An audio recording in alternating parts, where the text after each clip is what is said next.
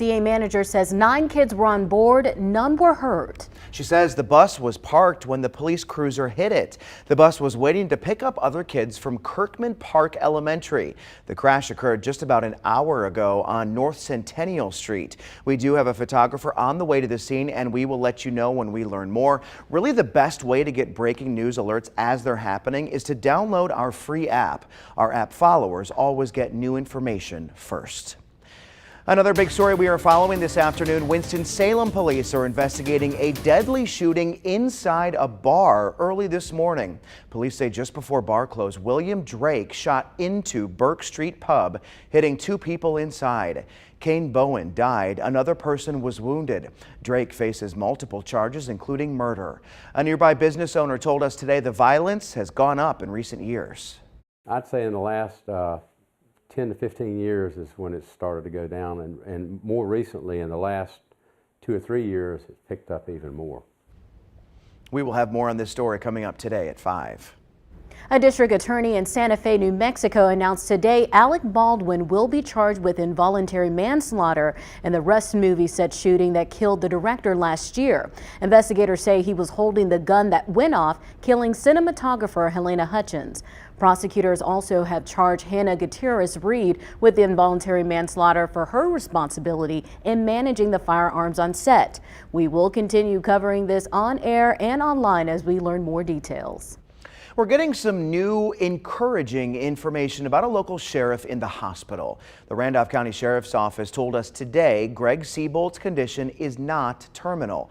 His family isn't saying much more than that, but we do know he is up and walking. It's not clear his symptoms or illness, but the Sheriff's Office says he started experiencing them earlier this month. In a statement yesterday, the Sheriff's Office wrote, as he continues improving under medical supervision and treatment, Chief Deputy Azelton is overseeing the Sheriff's Office.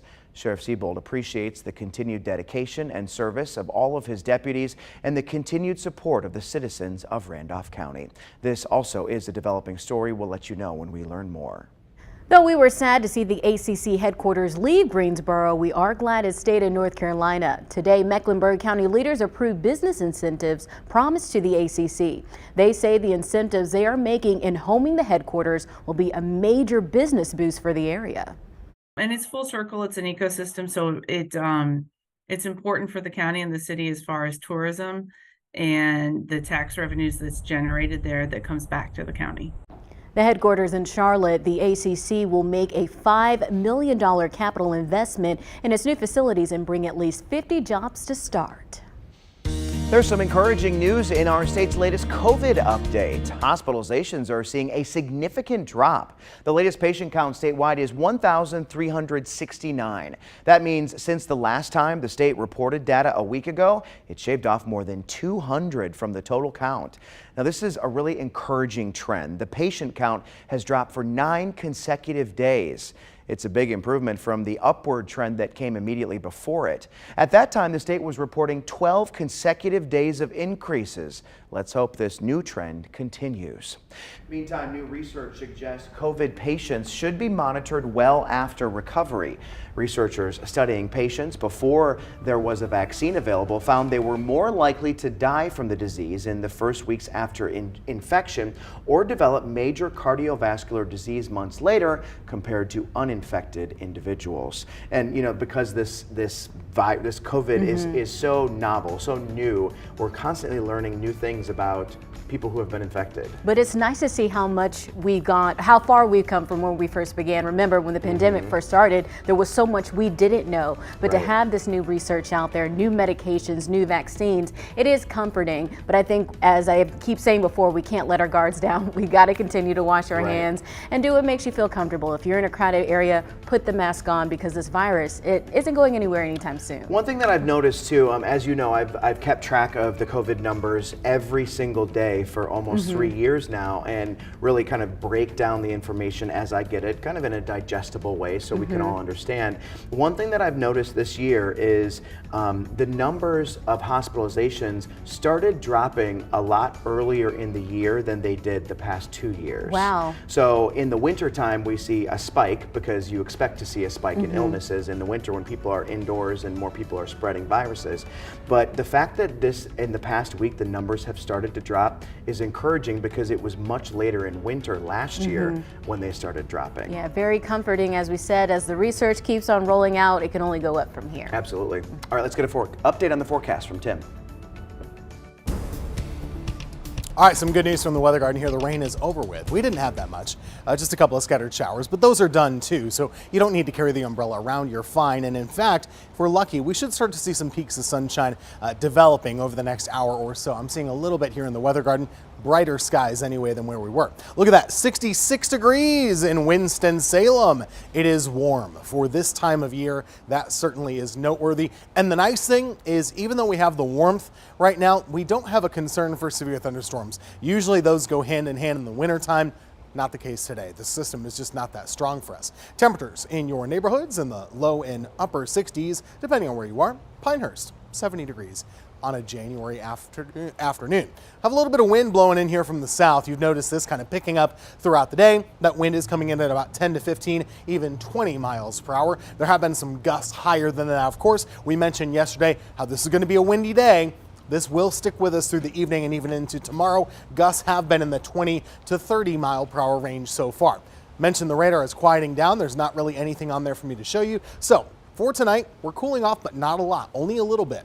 Down into the 40s. The chill is kind of going to wait about a day. So tomorrow we're still in the low 50s. There will be a big breeze, and then tomorrow night, that's when we start to get colder around here. I mentioned the wind. It'll still be gusty for your Friday. Wind gusts around 20 to 25 miles per hour. So it's breezy and cool. We'll leave you with a 7-day forecast. We'll dive into these details about our 2 wet weather makers coming our way on Sunday and Wednesday in a few minutes. The city of Winston-Salem has a long and impressive history of being home to people who have made significant contributions to the arts and entertainment industry. To recognize those artists, the city created the Arts, Cultural, and Entertainment Memorial Walk of Fame outside the Benton Convention Center. The city is now accepting nominations to add to its list of honorees. Inductees have been Dr. Maya Angelou and again, the 5 Royales. We've had Joe King, who was a made significant contributions to the arts and painting. The nominees must be deceased residents of Winston-Salem. Nominations that are accepted as honorees will be memorialized with bronze stars embedded in the sidewalk along Cherry Street. There is a committee that will review all the applications, and they can accept up to 5. So it's not a guarantee, because you sent in the information and you've done your research, and it still has to be approved by a committee. And then once the committee approves it, it has to go to council for final approval.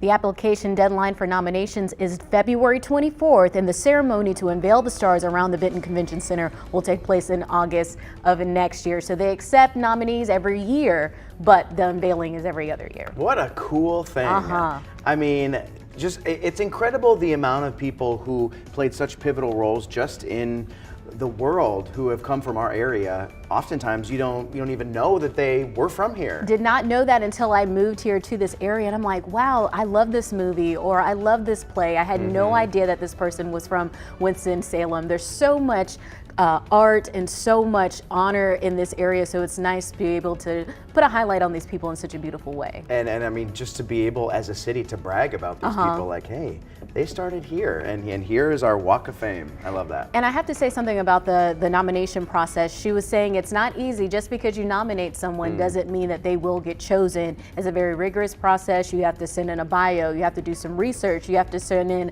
a death certificate or maybe even obituary. So even though the deadline is the 24th of February, they really want folks to take their time putting this together, because if you do have a family member that you want to highlight, you definitely want to make sure that they get chosen. And I mean, they're not just going to take any Joe Schmo, you know? No, like, yeah. You got to put your best of the best down on that they're looking ground. for people who have made a difference on a national level, globally, and even regional. But the people that have already been listed on the Walk of Fame, they are very well known in the arts world. All right, let's add to it.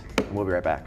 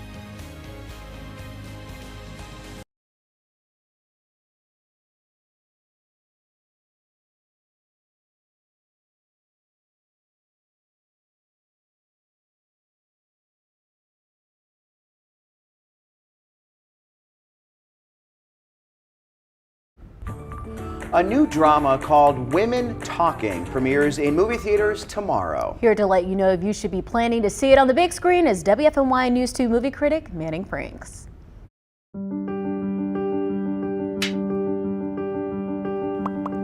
Films aren't always meant to be fun escapes. Films can and should be challenging for us on a personal level. In fact, a successful film will evoke empathy with its audience to its characters even if they don't look, act, or think like you. You merely have to sit there and listen to what the film has to say. Women Talking is one of those films where you must listen, because if you do, it will be one of the most rewarding cinematic experiences you will ever have. How would you feel if in your entire life it never mattered what you thought? When we've liberated ourselves, we will have to ask ourselves who we are. Based upon the 2018 novel of the same name, Women Talking follows the secret meeting of an isolated religious colony's women to discuss the rampant sexual assault that they have endured for generations. We know that we've not imagined these attacks.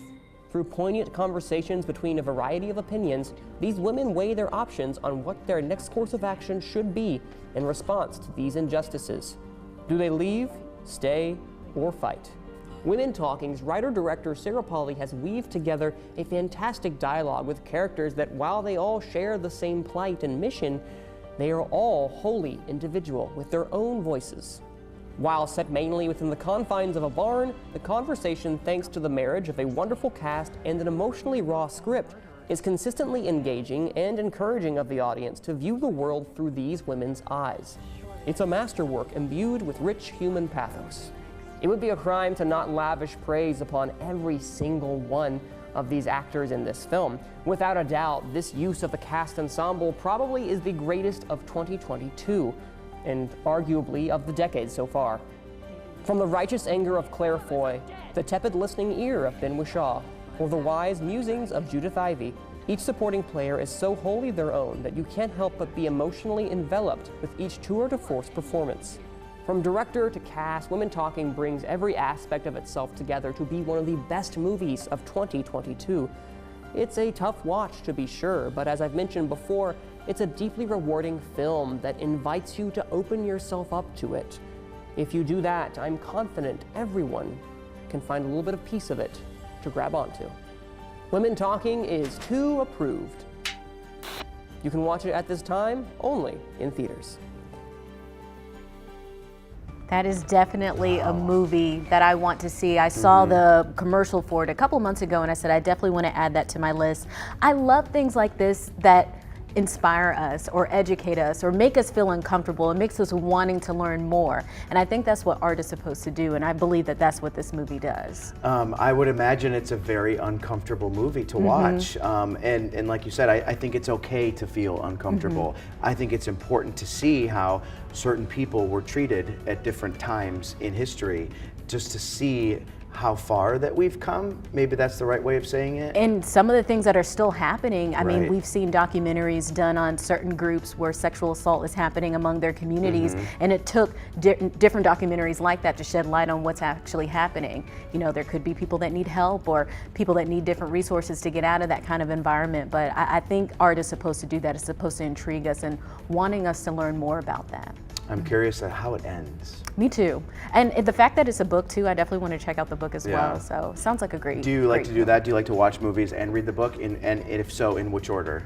Usually I like to read the book first, then watch the movie, because you know a lot of times people say, well, the book was way better than the movie. But then if you saw the movie, I feel like you're going to say, well, the movie was way better than the book. But I always feel like the book has more things in it than a movie probably can portray. Sure, absolutely. We're going to take a break. We'll be right back.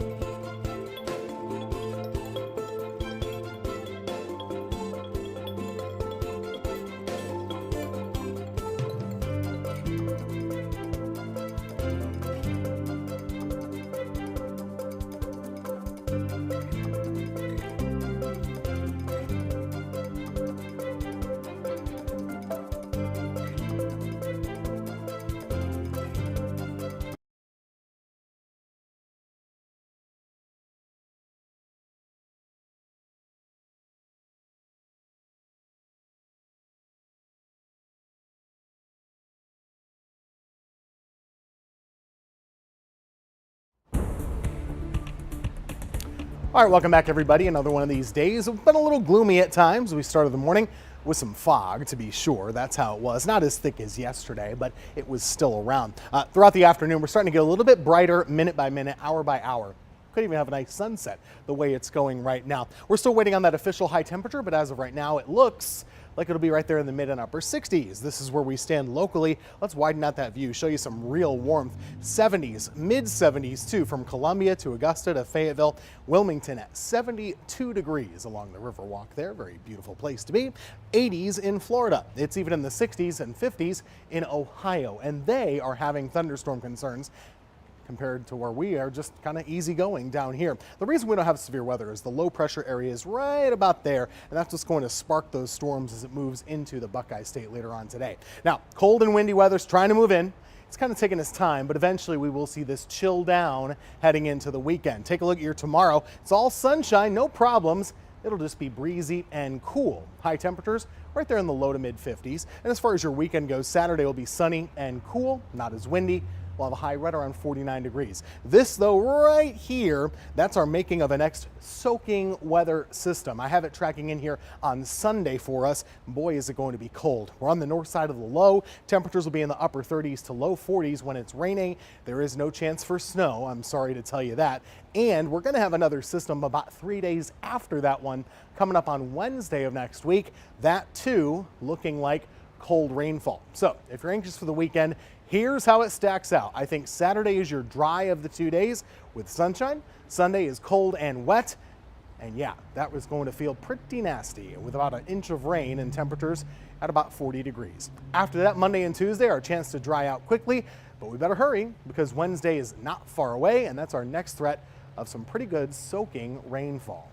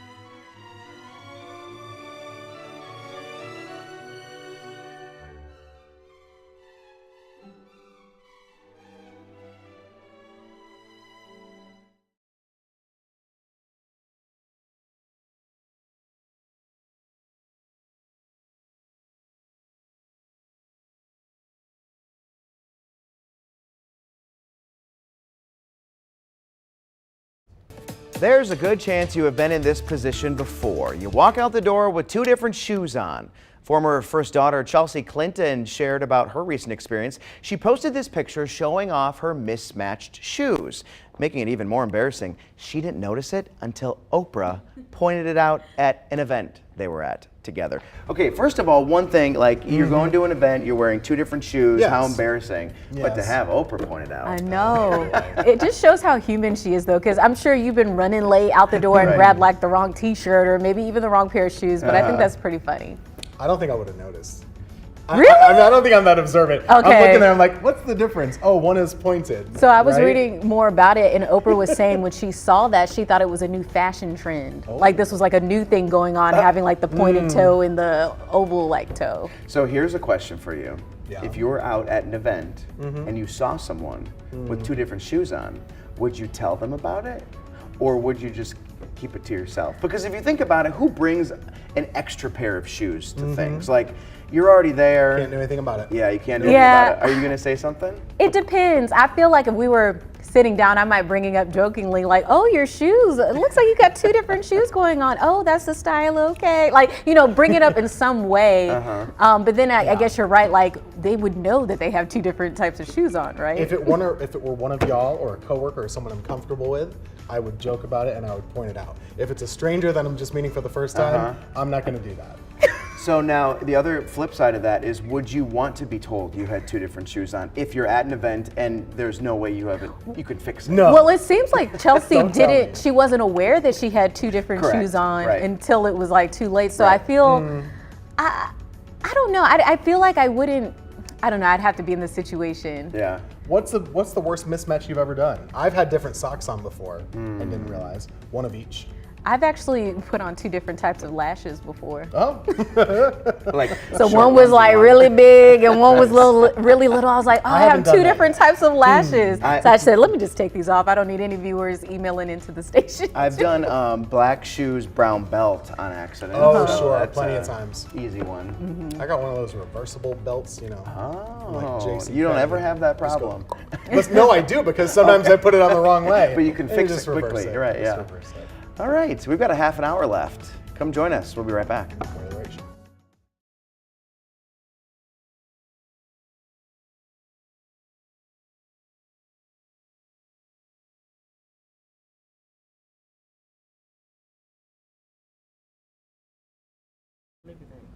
But he don't even look like a. I gotta go. Yeah, mic check. Brad, can you hear me? 1, 2, 3, 4. Can you hear me? Yeah, I heard the segment before. Well, I wasn't really paying attention. What? No. You said what? Yeah, that's stupid. I mean, they sell pairs of shoes with like that are 2 different shoes. Yeah, I know people that do. Like I said, Jordan sells a couple pair. Like they got like these trophy packs and stuff like that, and they'll sell 2 different shoes in one shoe. It's the same design, but it's different like colors. Oh, you came in with 2 different shoes on? Yeah, that was a great day. That was a great day. I looked, I said, are you wearing 2 different sneakers? That was a good day. Please don't.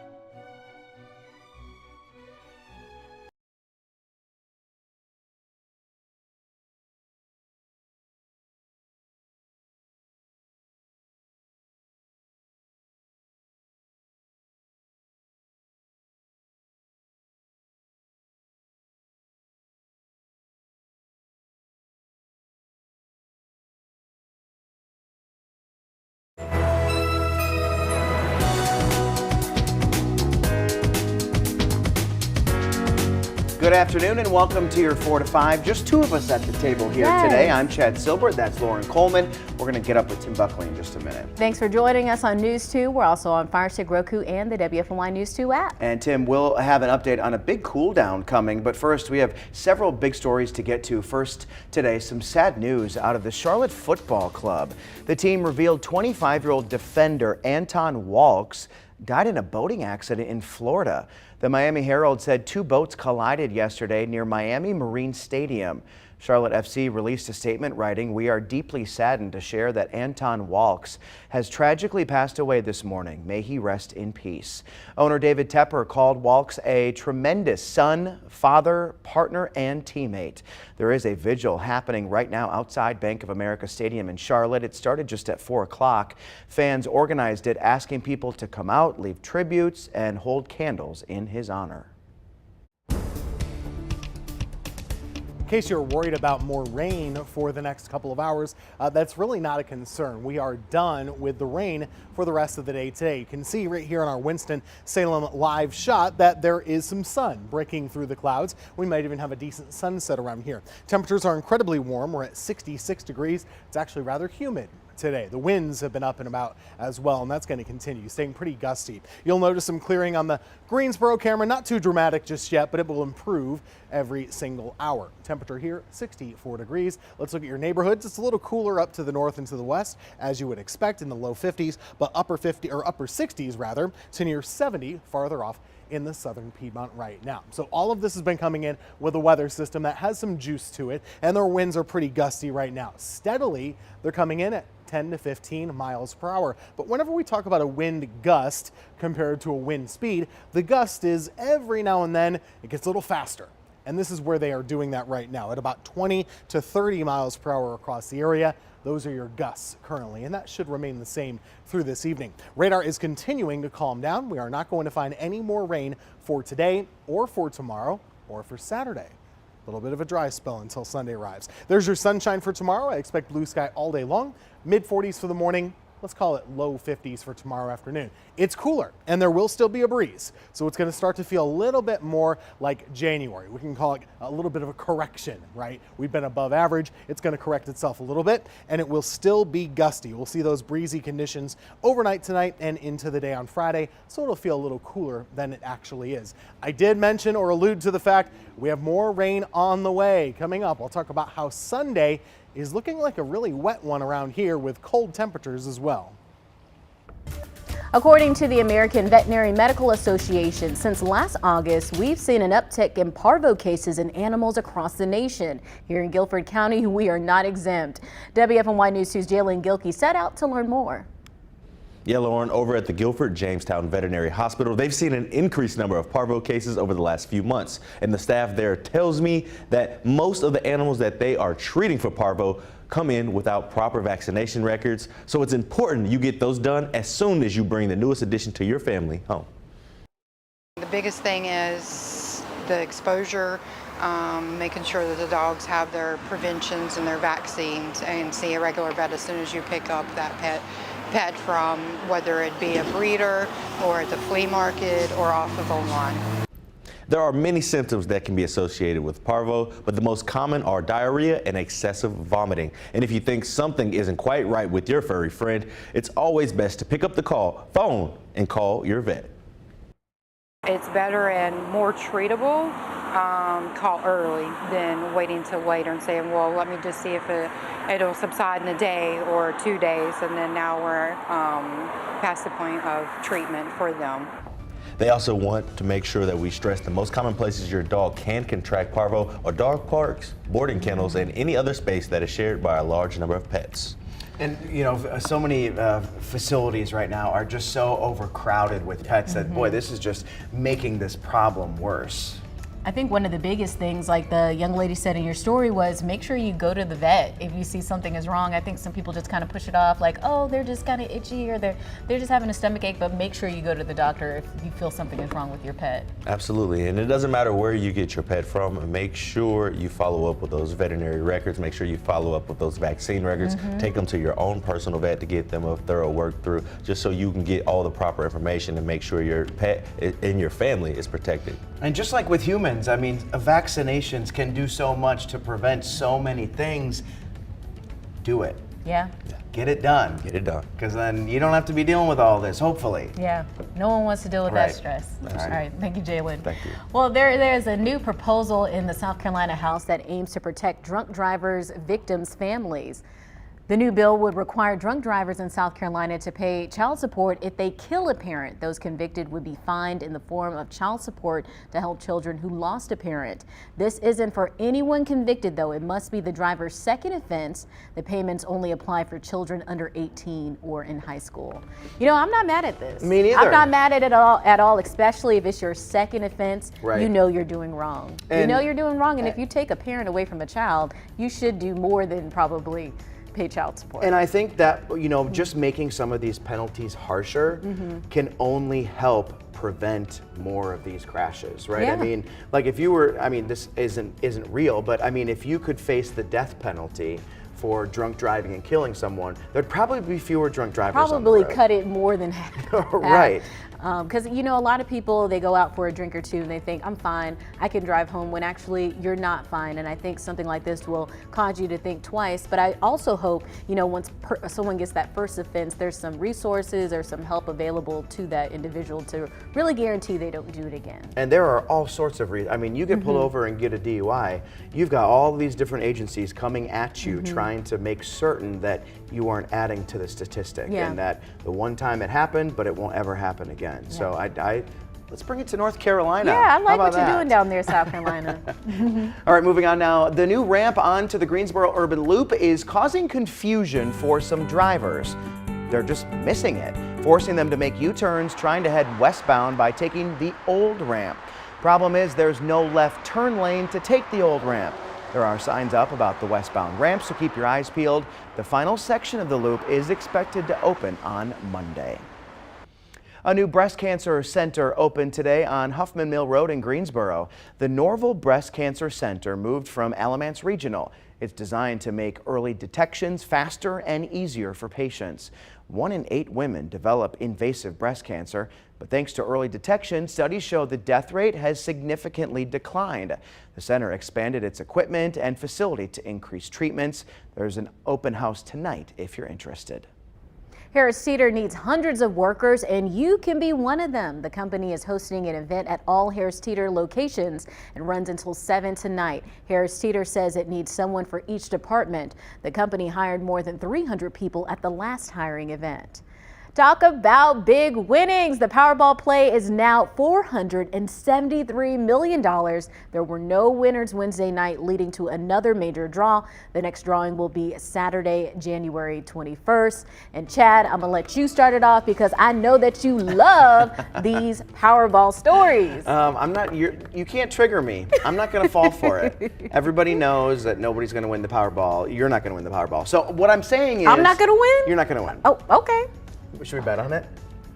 Just know this, you if don't I wanna do bet win, on you're it. not getting any piece of my pot. Do you want to put $100 down on it? Hey. No, I don't. Exactly. But you know, there have been so many winners in all different parts of the country. I mean, North Carolina is about due for a big, big winner. Absolutely. Do you plan to participate in this go around? No. I might. You know, I keep saying I might, but the fact that you could do it online, it makes it so much easier, rather than having to go to a gas station or, you know, a local store to get a ticket. You know, I'm very curious about just people's mindset in general. My own too is like, why am I so more willing to put money down when it's a really big jackpot versus a jackpot that still would change your life forever, but like the smallest one? I think it's just all the hype around it, because the times I did play, it was because everybody's talking about it, like you could be a billionaire, you could be a multi-millionaire, and I think when you see those smaller numbers, you're like, nah, but it's okay to dream about what if I win this money. Right, because I mean, this one, you said, what did you say? It's $473 million. It is like a third of what the record is, right? So it's a very low amount, but I mean, think about what you could do with that kind of money. There's so much. I would definitely get a financial advisor first, because that's a lot of money. But like, as I said before, I want a mansion. I want to live large. I want to live in luxury. That's what I would buy first. Okay, well, if anybody out there wants to place a $100 bet with me that you will not win the lottery, I am more than happy to take it. Don't place that bet with him. What are they going to get out of that? Nothing. Exactly. And we will be right back.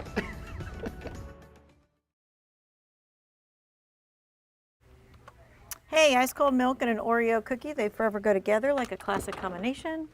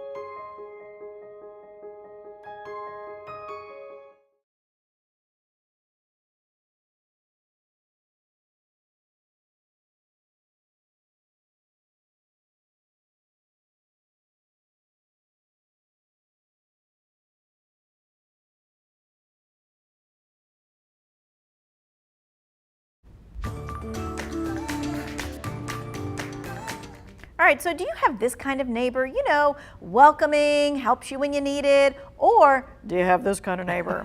He's watching, she's scowling. You know, we all have neighbors. We are all neighbors. Maybe it's a better question to ask, what kind of neighbor are you? I think I'm a pleasant neighbor. I live in an apartment complex, so I don't see my neighbors all the time, but I always speak, always say hello, good morning, how are you? I don't ever see my neighbors because of my work schedule, right? Because I'm like leaving at noon and then I get home at midnight, so I don't ever see them. But I think that I'm respectable. Okay. I mean, and when you were growing up, did you have any like neighbory kind of things going on? We would have like, you mean like potlucks or like party? Yeah, we would have, what are they called, block parties and different things like that. Our neighbors were pretty friendly. My area was so rural where I grew up, you couldn't see your neighbors, but everybody on my street I was related to. So. Oh, cool. So if you had a problem with a neighbor, you had a family issue. Yes, absolutely. Okay, I will tell you that I have great neighbors. I don't know if they're watching today, but if they are, you know who you are. They are helpful, they are cheerful, they look out for me, they are great people. Not everybody, though, is so good to have like such great neighbors. You have any like unneighborly neighbor stories, maybe from you or friends? I do. I have a couple. Okay. So several years ago when I lived in an apartment complex, the lady beneath me used to complain about me making noises when I wasn't even home. And you're like, how can that be? Yes, I think she just didn't want someone living above her. And one time she left a note on my door saying, please pick up your feet when you're walking. And I was like, okay, this is enough. When I was a kid, somebody was walking down our street and my dog started barking at that person from the yard. She called the police, they came out, they actually fined us, and my dad had to go to court. For your dog barking? Yes, the charge was called dog at large.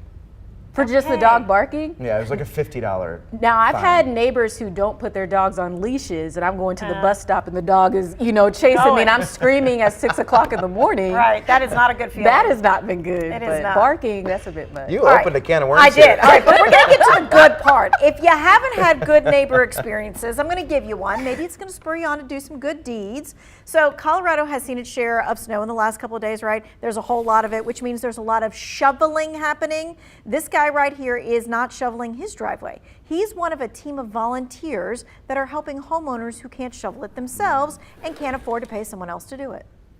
This is my workout. I can eat whatever I want after this. I will sleep like a baby tonight. My back might hurt a little bit at the end, but that's it. I'm going to sleep good and I'm going to sleep it off and I'm going to be okay tomorrow morning.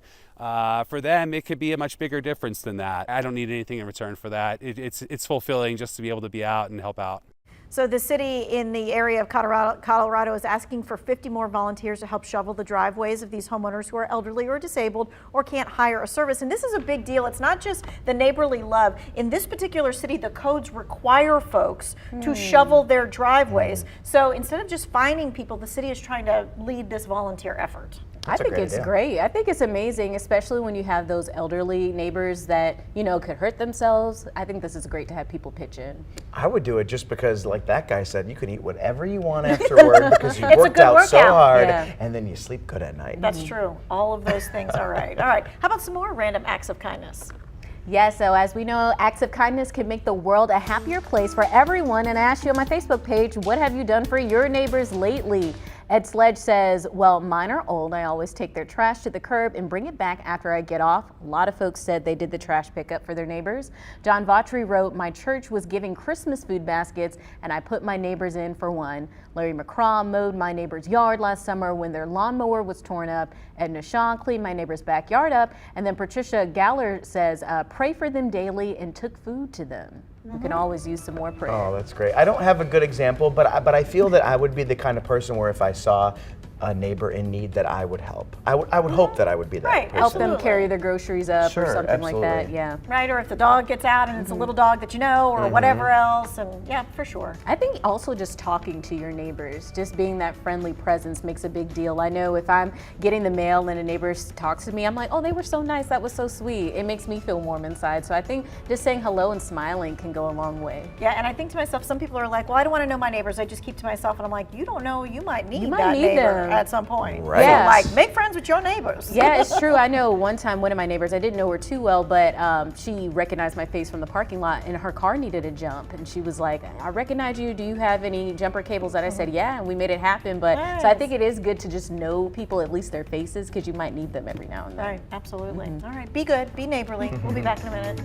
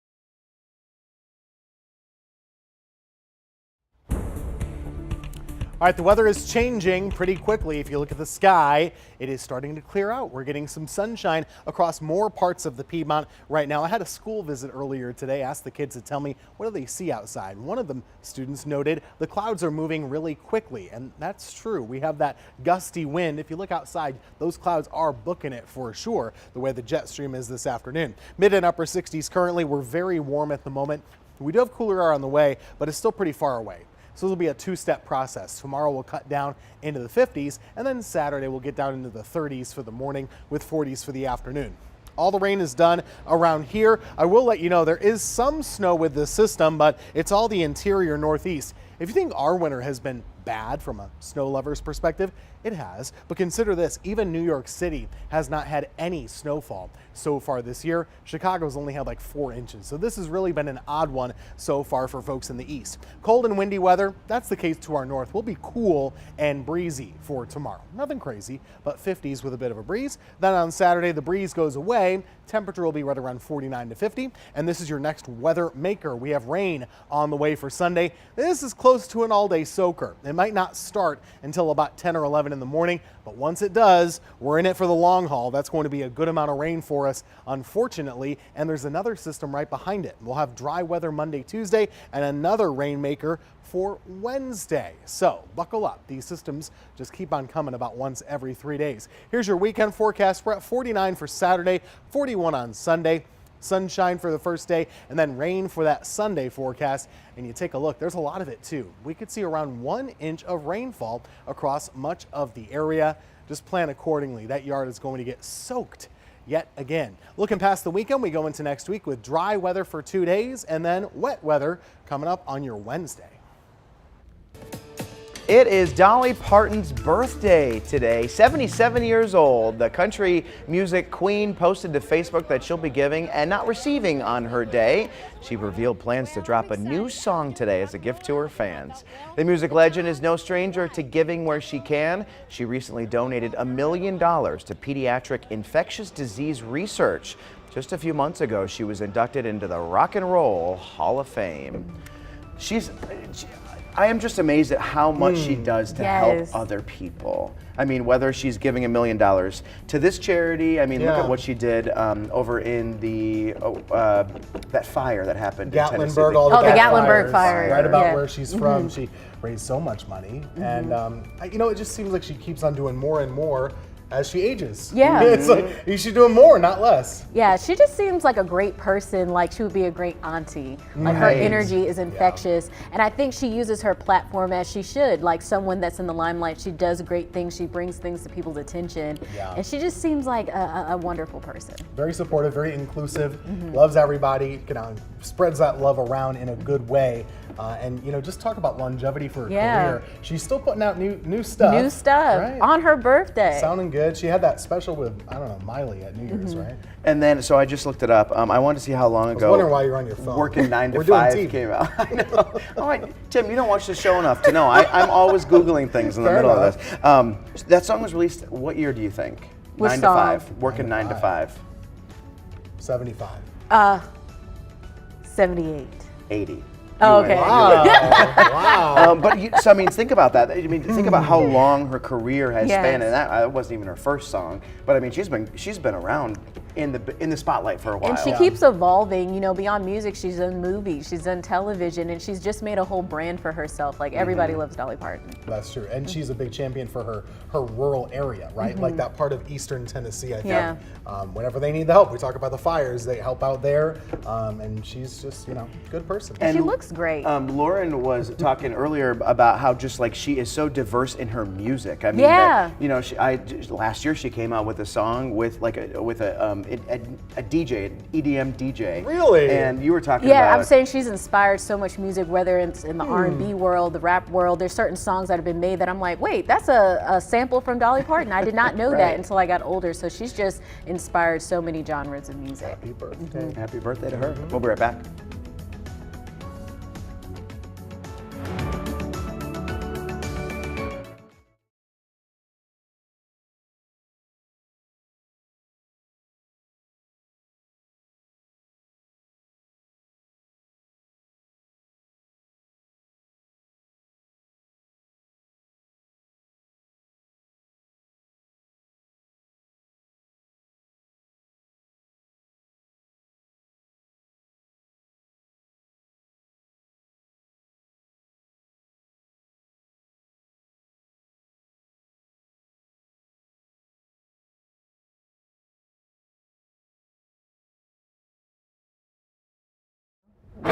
2, 3, 4, 5, 6 to the 7 to the 8 to the 9. It's my turn to do a mic check. 1, 2, 3, 4, 5, 6. 1, 2, 3, 4.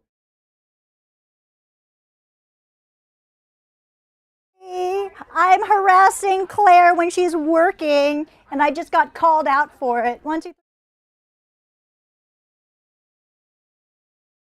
Mic check, mic check. 1, 2, 3, 4, 5, 6, 7, 8, 9, 10. 1, 2, 3, 4, 5. Milk and an Oreo cookie, they will forever go together.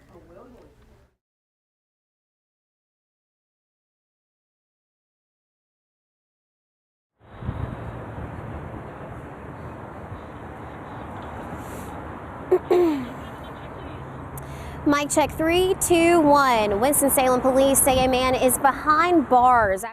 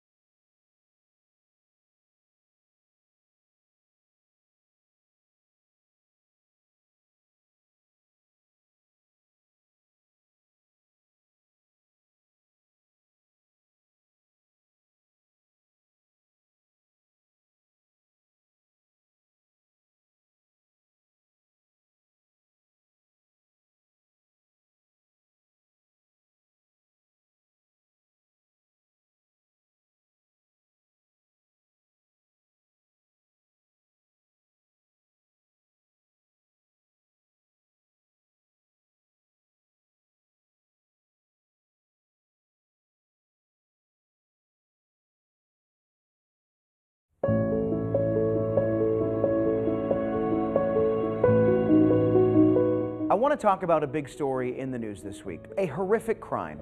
A 12-year-old girl in Winston-Salem shot and killed at a park.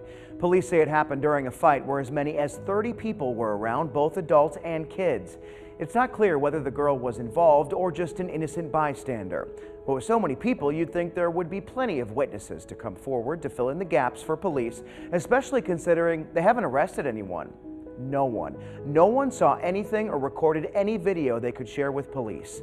That's both mind-boggling and disappointing. A 6th grader was murdered and dozens of people don't think it's important enough to share what they saw. The situation is so disturbing, a Winston-Salem police captain broke down into tears as she pleaded for the public's help. She said she has a 12-year-old and a 15-year-old of her own, and this is just not acceptable. I agree. Is the world so bad and dangerous that when we see a child get murdered, we don't want to tell police who's responsible because we fear for our own safety? That is a problem. Some people don't report crimes because they're skeptical Crime Stoppers is truly anonymous. We've done stories in the past proving that people who report information are never identified to police, even to the people who work at Crime Stoppers. I just hope one person who saw something actually says something. Otherwise, we will be right back here in a few days or weeks talking about the tragic loss of another child to gun violence. That's just my 2 cents. And your 4 to 5. WFMY News 2 at 5 starts right now.